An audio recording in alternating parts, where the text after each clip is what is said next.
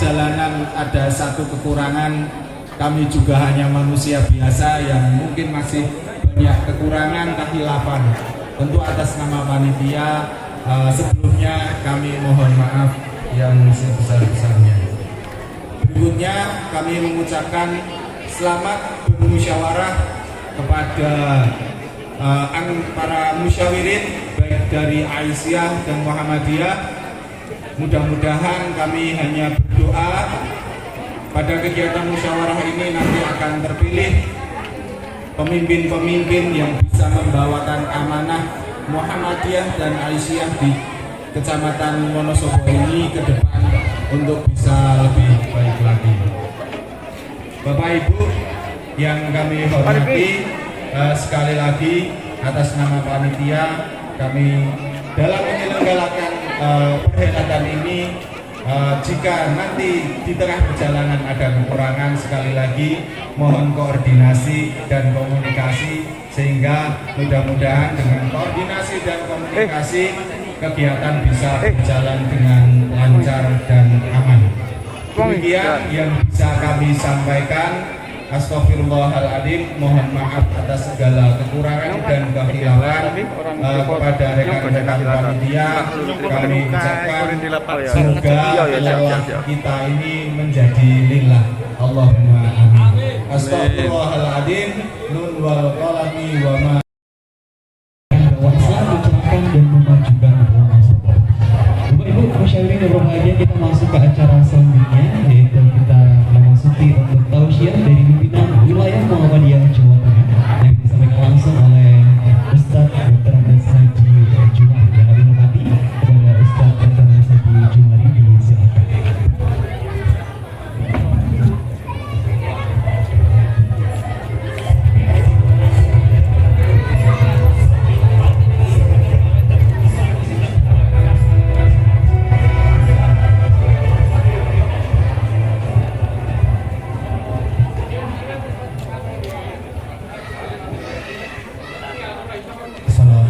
Warahmatullahi wabarakatuh.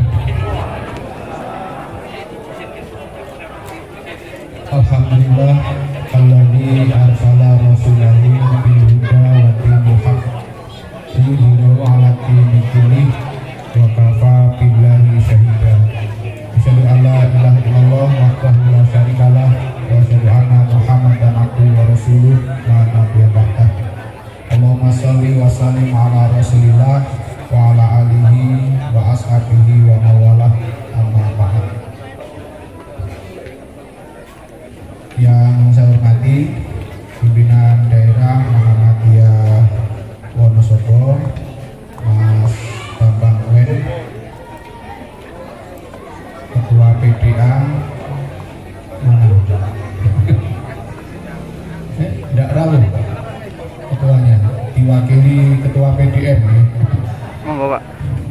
PDA Wonosobo yang kami hormati, Bapak Camat atau yang mewakili yang kami hormati juga, pimpinan cabang Muhammadiyah dan pimpinan cabang Aisyah Kota Wonosobo, para tamu undangan, anggota dan peserta muscap yang kami banggakan. Mohon maaf, saya memang minta didahulukan supaya apa yang saya sampaikan tidak termasuk bagian dari acara muscap. Jadi paling utama mengganggu acara muscap. Yang kedua, saya bersyukur kepada Allah, pagi tadi sudah sampai di sini masih agak sepi. Kemudian saya sempatkan untuk keliling kompleks SD Muhammadiyah Al Asdiyah. Saya kira ini SD yang luar biasa, SD di Perengan ya. Di Perengan, tapi ternyata di Perengan itu kalau diragati justru lebih menarik. Maka tadi saya usul kepada kepala sekolah, tidak usah menambah murid tapi menambah tanah saja. Nanti kalau soal muridnya tidak tambah, tidak apa-apa, yang penting bayarnya bisa tambah. meskipun bayarnya tambah, kalau fasilitasnya itu lebih meyakinkan, lebih menjamin pendidikan terbaik untuk anak-anak, tentu akan diminati oleh banyak orang tua. Jadi ini kan termasuk langka. SD kok punya taman itu langka. Maka tadi saya usul sawah-sawah di pinggir itu dibeli aja nanti untuk taman. Nah itu kalau tamannya bagus, karena di sini full day school, maka yang paling penting jangan sampai merampas hak anak untuk bermain. Karena sebab kalau anak itu nanti terlalu banyak ilmunya, wah iso stres malah. Karena sekolah ben jadi capek, malah jadi stres. Itu nek Burahma. Jadi saya selamat untuk SD Muhammadiyah Al-Asdiyah. Saya boleh minta tolong nggak? Boleh minta tolong nggak? Ini kan lagi live, tapi nggak masih buat dipegangin dulu bentar. Kak cari. Bukan hanya Muhammadiyah Wonosobo, tapi membanggakan untuk kota Wonosobo. Terus yang ketiga, kemarin saya di Unima itu ditanya apa pelajaran penting dari peristiwa ibadah kurban, khususnya terkait dengan keluarga Nabi Ibrahim. Saya secara spontan waktu itu mengatakan pelajaran paling penting adalah punya 2 istri itu ternyata tidak mudah.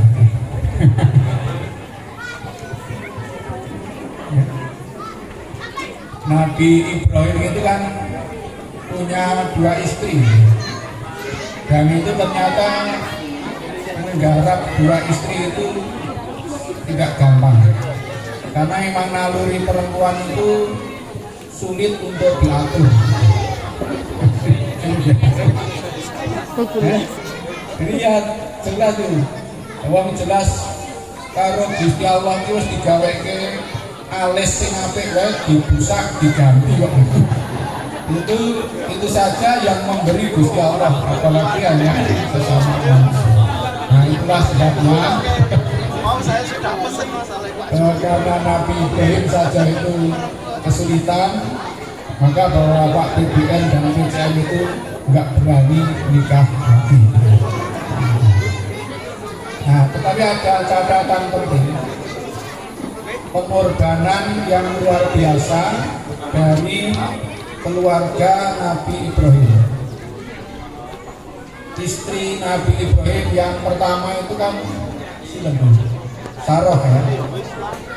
Sarah itu karena saking semangatnya untuk pentingnya kaderisasi, itu sampai mengorbankan naluri keperempuanannya. Itu bukan bukan tidak disadari, tetapi karena betapa pentingnya kader yang meneruskan dakwah Kanjeng Nabi Ibrahim alaihissalam, sehingga demikian bersemangat lalu dengan hormat meminta kepada Nabi Ibrahim untuk menikahi Hajar. Sehingga menurut Aisyah, Sarah itu istri baik atau jelek? Mendengarkannya sangat apa ini?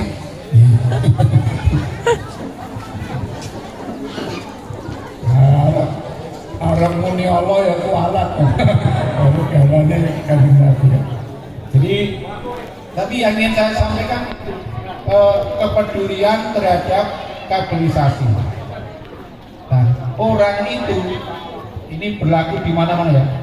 Kalau sedang bersemangat, memang kadang-kadang kehilangan akal sehat. Akal sehat. Maka begitu Kanjeng Nabi Ibrahim menikahi Hajar, kemudian Hajar bisa hamil, lalu muncul naluri keperempuannya, cemburu. Jadi meskipun istri Nabi tetap bisa cemburu, apalagi hanya istri ketua PDN gitu. Nah, itu yang sangat gampang menurut saya. Gak kuat gak tentu.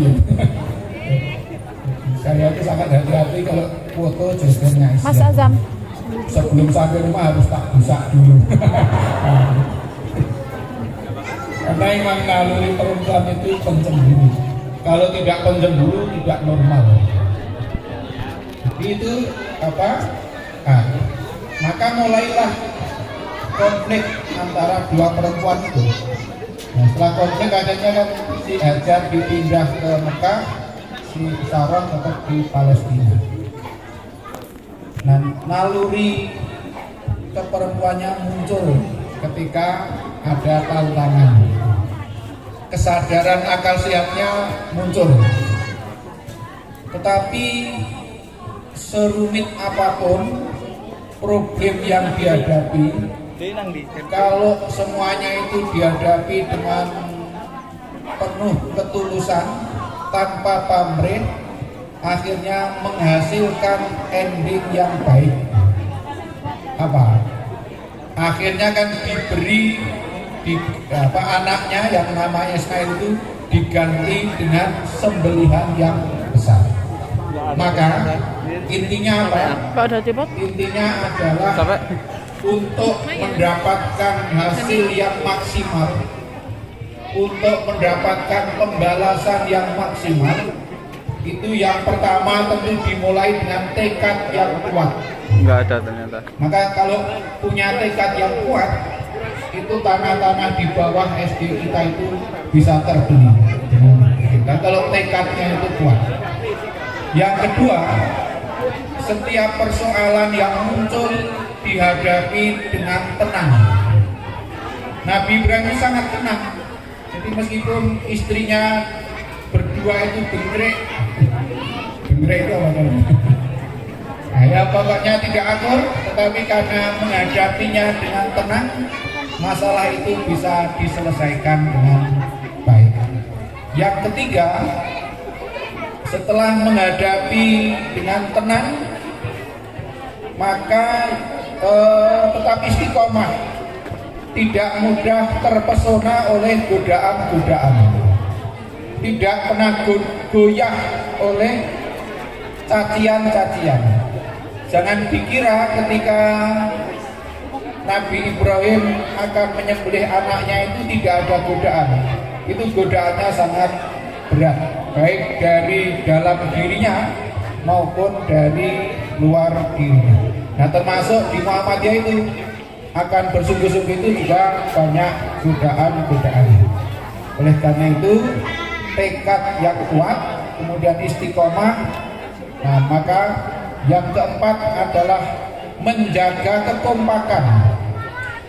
Kalau kekompakan itu tetap terpelihara, nah, maka semua program, semua kegiatan bisa berjalan dengan lancar. Nah, kalau lancar, tadi hasilnya diganti dengan sembelihan yang besar. Artinya mendapatkan hasil yang luar biasa. Nah, saya kira itu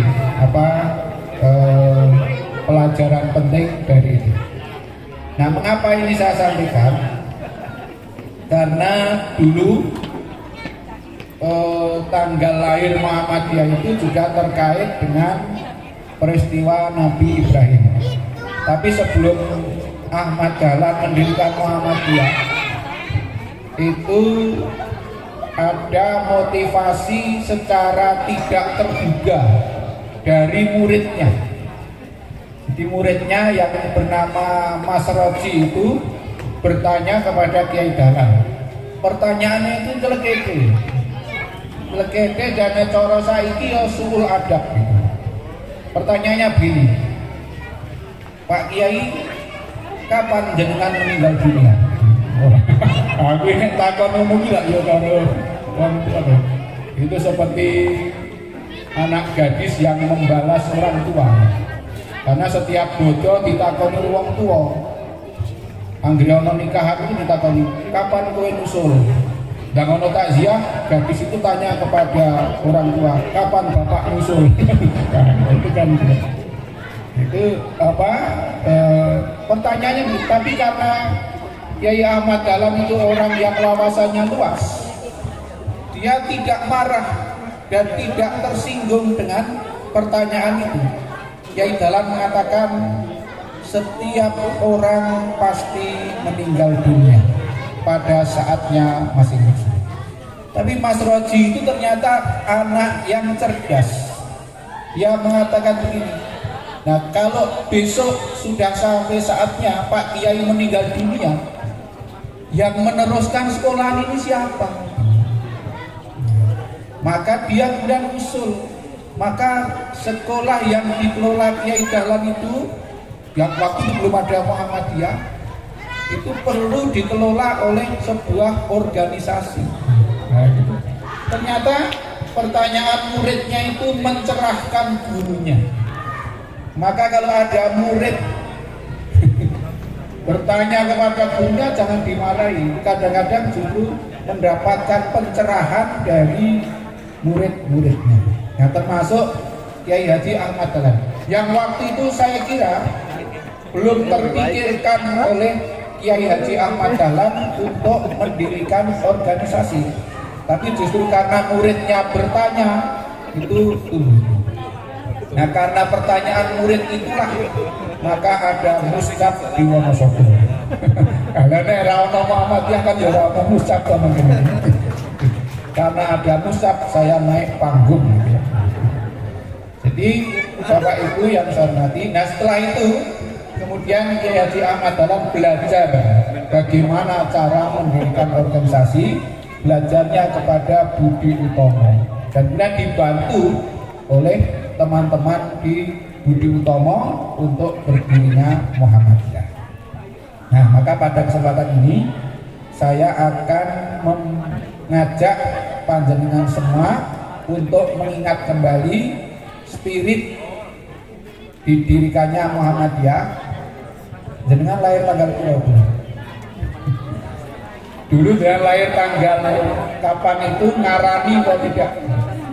Tidak ya, teko-teko jedul. Tapi Muhammadiyah memilih tanggal 8 Dzulhijjah itu ada spirit yang ingin diambil supaya dipegang oleh para warga Persyarikatan Muhammadiyah. Sekurang-kurangnya ada 4. Yang pertama, spirit dari hari Tarwiyah tanggal 8 Dzulhijjah. Hari Tarwiyah itu adalah hari persiapan Nabi Ibrahim untuk berjuang mengamalkan perintah Tuhan menyembelih anaknya. Yang itu banyak godaan. Maka spirit pertama bermuhammadiyah untuk masuk Muhammadiyah itu adalah siap untuk berjuang. Maka itu harus ditanamkan dalam diri kita masing-masing. Siap untuk berjuang. Berjuang itu berjuang bukan beras, baju, dan uang ya. Kalau sudah itu diplesetkan beras, baju, dan uang, nanti akan kecelik karena di sini tidak ada beras, adanya lemper gitu ya. Jadi Bapak Ibu yang itu siap berjuang. Kalau orang itu siap berjuang, insya Allah nanti akan nyaman di Muhammadiyah. Nah, orang itu untuk bisa berjuang maka bisa mengendalikan dirinya sendiri. Apa yang perlu dilakukan? Belajar hidup sederhana. Kalau tidak bisa hidup sederhana, sulit untuk ikut berjuang di Muhammadiyah. Karena Kiai Dahlan sendiri termasuk memberi teladan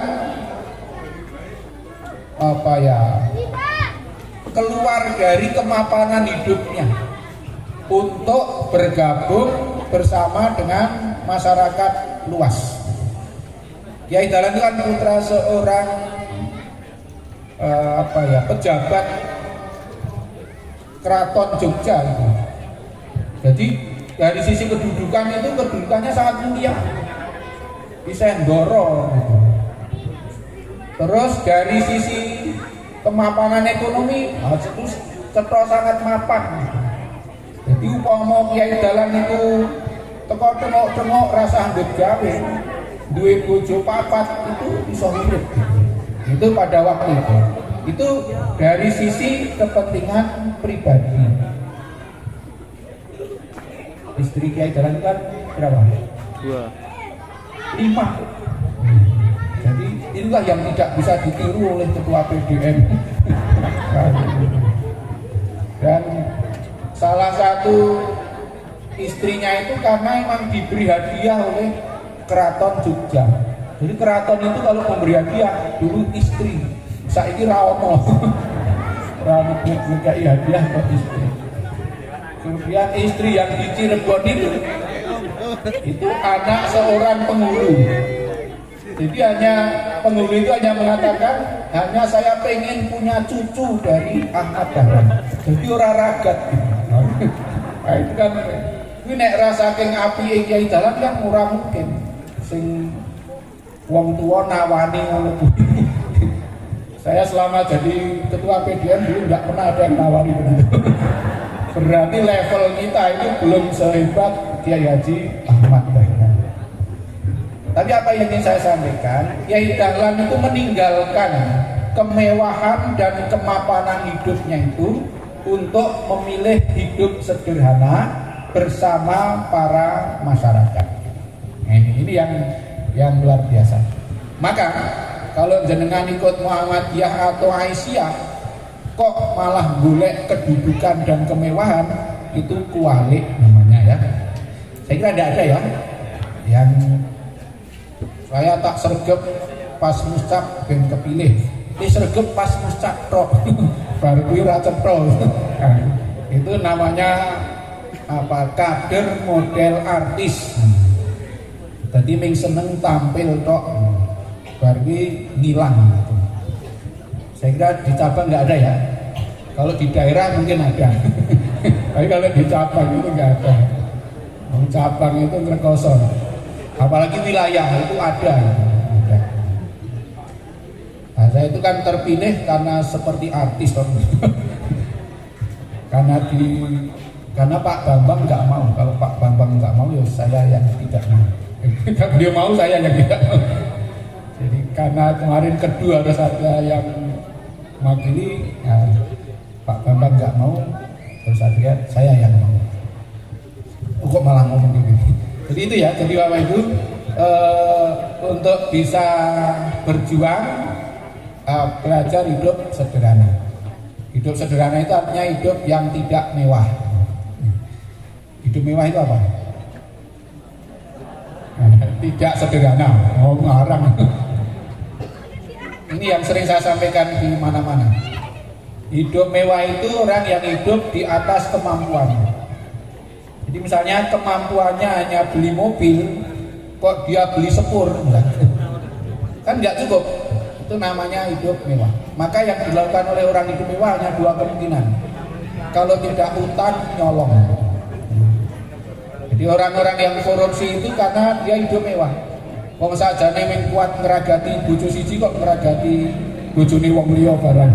Nah, akhirnya diriwangi korupsi. Itu ya, itu hidup mewah.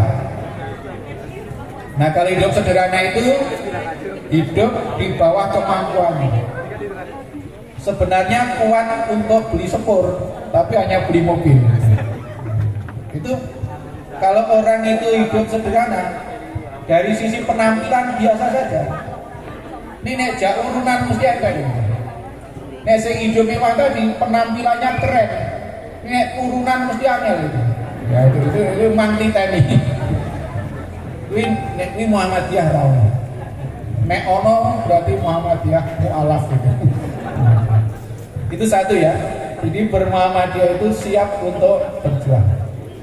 Yang kedua, di hari Tarwiyah itu kan orang yang berhaji sudah mulai mengenakan pakaian ihram, pakaian yang seragam ini ya, seragam. Itu semangatnya yang ingin ditanam adalah semangat persamaan derajat atau egaliter. Jadi menanggalkan kebanggaan primordial. Maka tidak boleh ikhram kok nganggo seragam nasional Aisyah. Tidak boleh aku seragam nasional. Itu kan kebanggaan primordial, itu harus ditanggapi. Nah, semua manusia itu sama, yang dihargai adalah ketakwaan. Maka orang masuk Muhammadiyah itu sama seperti itu. Begitu masuk Muhammadiyah, kita setara kedudukannya. Di Muhammadiyah yang dihargai prestasinya. Kalau kita ingat pimpinan pusat Muhammadiyah, itu kan periode keempat saja sudah keluar dari Yogyakarta. Ketua pertama kan Kiai Dahlan, ketua kedua siapa? Ibrahim, ketiga Kiai Hisam, keempat Mas Mansur Surabaya. Yang tiga itu memang dari Kauman Jogja, bisa suku Kuresnya Muhammadiyah. Tetapi yang keempat itu sudah orang Jawa Timur. Itu betapa sejak awal Muhammadiyah itu menghargai prestasi, tidak ditelusur asal usul. Jadi orang itu kalau masuk Muhammadiyah tidak pernah ditanya kamu anak apa, atau anak siapa, nggak pernah ditanya. Tapi begitu masuk Muhammadiyah sama, yang dihargai prestasi. Meskipun putra seorang tokoh Muhammadiyah, kalau tidak berprestasi, dia tidak pernah terpilih jadi pimpinan. Itu di Muhammadiyah sudah lazim. Nah, maka kalau tidak siap dengan cara seperti itu, ya pasti gelo. Kemudian yang ketiga, betul ya tiga ya. Yang ketiga adalah spirit dari 9 Zulhijjah. 9 Zulhijjah itu hari apa? Arafah. Hari Arafah itu orang yang sedang berhaji itu pas wukuf di padang Arafah. Ada yang belum pernah berhaji? Ada? Pengen? Ya bayar. Jadi tadi pagi saya mengikuti pengajian. Itu ada pengalaman menarik dari seorang peserta pengajian. Itu cerita mengapa dia bisa berhaji. Itu karena sejak awal memang sudah pengen berhaji. Nah, kepenginan berhaji itu diwujudkan dengan zikirnya tiap hari. Zikirnya itu baca talbiyah terus. Labbaik Allahumma labbaik gitu. Nah, itu artinya ini orang bengak-bengok gitu. Tapi dia punya pengalaman spiritual seperti itu. Sehingga meskipun secara materi itu tidak mencukupi, tapi ada yang memberangkatkan. Itu betul-betul ya karena ketulusan tadi, ketulusan motivasi itu banyak cara Allah untuk mengantarkan pesan. Jadi jenengan sing burung teko kepengin dhisik. Ning nek kepengin wae ora golek dalan mlebu Gusti Allah. Aku omahe wirung dadi. Nek jenengan mikire saya ngono kuwi yo ketoke rada angel. Le digoleki dalane saya angel. Allah biar mangkat tahun 2008 yo diseneni mbah kula ya. Omahe jeh ngontrak malah mangkat kaji. Padahal mangkat ora bayar. Jadi haji saya mah haji enggak sah. Enggak usah bayar. Jadi itu kadang-kadang pikiran orang tua beda dengan orang yang tidak tua. Nah, acara di wukuf itu tunggal, mendekatkan diri kepada Allah. Maka semangat bermuhammadiyah yang kedua adalah taqarrub ilallah. Nah, sehingga orang bermuhammadiyah itu dalam rangka mendekatkan diri kepada Allah, bukan untuk mendekatkan diri pada kedudukan. Saya tak aktif sunek pilihan RT ben menang misalnya. Nah itu enggak. Jadi mendekatkan diri kepada Allah. Kemudian yang keempat, spirit dari hari nahar 10 Zulhijjah. Apa? Kurban. Jadi ikhlas berkorban. Jadi itulah empat semangat di dalam kita bermuhammadiyah, yakni 1. Siap untuk berjuang, 2. Persamaan derajat atau egaliter, yang ketiga mendekatkan diri kepada Allah atau taqarrub ilallah, dan yang keempat ikhlas berkorban.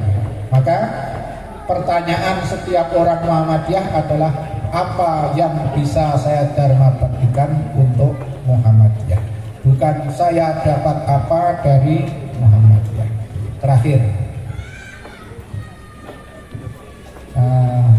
Terakhir saya ingin menyampaikan satu spirit Islam berkemajuan. Islam berkemajuan itu salah satu spiritnya adalah Iqra, bacalah.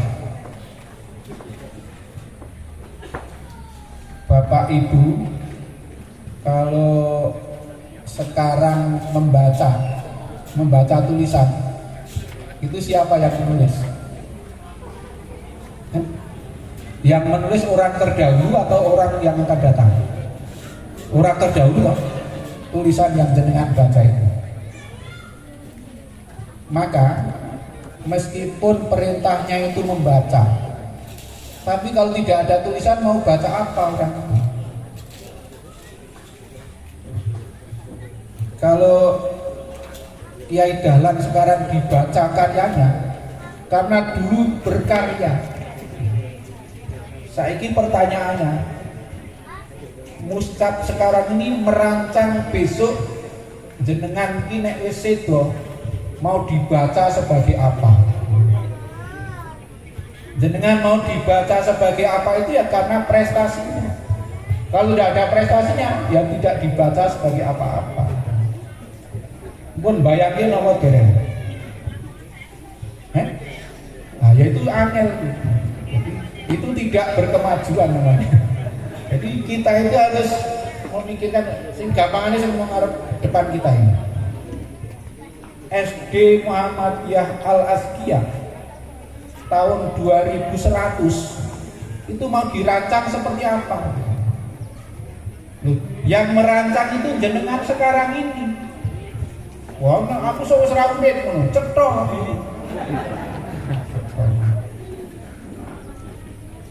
Apa Kiai Dahlan yang mendirikan Muhammadiyah dan merancang semuanya itu menyaksikan PDN Wonosobo? Lah mboten kok. Nah kita itu jajal nek Kiai Dahlan itu sing merintis itu sekarang ditulis dan dibaca oleh banyak orang karena karyanya. Nah saya ini cabang kota itu periode ini sok oleh anak cucu pengen dibaca seperti apa makanya. Itu dipenggali nggih. Mumpung jago urip. Nek wis ora urip wis ora iso. Apa iso? Tidak mustahil kalau kita itu bisa. Jadi ada ayat terakhir surat Al-Baqarah ya. Tidak nuwun. La yukallifullahu nafsan illa wus'aha. Allah tidak membebani kamu yang berada di luar batas kemampuan. Jadi nek kula matur wae nika jenengan sok pengen dibaca seperti apa itu jenengan mesti mampu, pasti mampu. Jadi mari kita berpikir bukan sing saiki nek sing Muhammadiyah Wonosobo saiki kan sing mikir wong biyen. Itu hasil pemikiran generasi kita terdahulu. Terus saiki awake dhewe mikir apa? Mikir tok apa-apa. Tapi kan semuanya itu mulainya dari gagasan, mulainya dari pemikiran. Oke, nanti dirembuk ya. Terserah jenengan. Kaya arep apa? Kalimat Allah tidak membebani kamu yang di luar batas kemampuan itu mendorong kita untuk punya dua sifat. Yang pertama ridho, yang kedua ikhlas. Ridho terhadap cobaan dan kewajiban yang diberikan oleh Allah. Kalau orang itu ridho, itu akan bisa berpikir jernih, akan bisa tenang dalam berpikir. Nah, setelah ridho kita bisa tenang, maka kita akan mudah bersyukur. Kalau orang mudah bersyukur, nanti akan ikhlas di dalam melaksanakan kewajiban itu. Oke, cetak ya. Oke. Nah, kita itu hanya diperintah fattaqullaha mastata'tum, dan taatlah kamu kepada Allah semaksimal kemampuan. Di mastata'tum itu bukan sak-sae, bukan ala kadarnya, tetapi seoptimal mungkin. Jadi gampang ini ngeten. Ini sakjane wong korban iki sebenarnya. Korban kadang-kadang ana sing kelas 1, kelas 2. Nek kemampuane melu rombongan kelas 1 kok mlebu kelas 2, itu jenenge tidak mastata'tum. Itu sak-saknya. Awak iki sakjane jajal nek dipikir wis melu sing semaksimal kemampuan, le berjuang kuwi poming ijeh ala kadarnya. Nek ijeh ala kadarnya, hasilnya juga ala kadarnya. Sebab rumusnya wis cetha di surat Ali Imran 92. Ribon. Lan tanalul birra hatta tunfiqu mimma tuhibbun. Gitu tak? Kamu tidak akan bisa mencapai kebaikan yang sempurna sebelum kamu menginfakkan apa yang kamu cintai. Sebagian yang kamu cintai. Ini maknanya apa? Dari sisi manajemen, kamu tidak akan mendapatkan hasil yang maksimal kalau kamu tidak memberdayakan seluruh potensi yang dimiliki secara optimal. Jadi nek lembut gawe ning sasae, dihasilnya saksae. Mulane amal usaha kita yang bekerjanya itu maksimal, hasilnya mesti apik. Ning nek lenggarap ning ala kadarnya, mesti enggak salah. Kita ini SMK Muhammadiyah di Wonosobo sing ora ado kuwi mesti ning ala kadarnya. Tapi kalau seluruh potensi itu diberdayakan sebaik mungkin, itu pasti hasilnya juga baik. Rumusnya Quran mesti benar. Nek kula iso kleru, nek Quran mesti benar. Ngoten nggih. Itu saja yang saya sampaikan. Kalau ada yang salah berarti tidak benar. Oleh karena itu saya mohon maaf. Billahi taufiq wal hidayah. Nasrul minallah wa fathul qarib. Assalamualaikum warahmatullahi wabarakatuh.